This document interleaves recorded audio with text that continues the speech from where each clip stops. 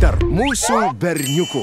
O tarp kitko jūs išvis žino tokį dalyką, kad tipo pagal tai, ką mergina makę valgo, ne? Nu, taigi gali nuspręsti, kokie jinai lovai. Kaip supras?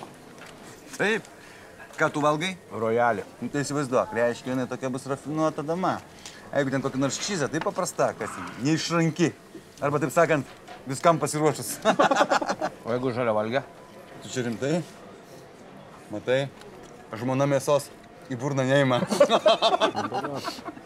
O jeigu maknagėsus? Viską. Vadinasi, manoji višta. O gerai, o jeigu bigteisti? O, čia geriausias variantas. Ta prasme. Tai reiškia, mėgsta didelį ir skanų. Apie ką kalba vyrai, kai jų negirdi moterys. Tomas Gediminas, Vytautas ir Linas važiuoja į Norvegiją žvejoti.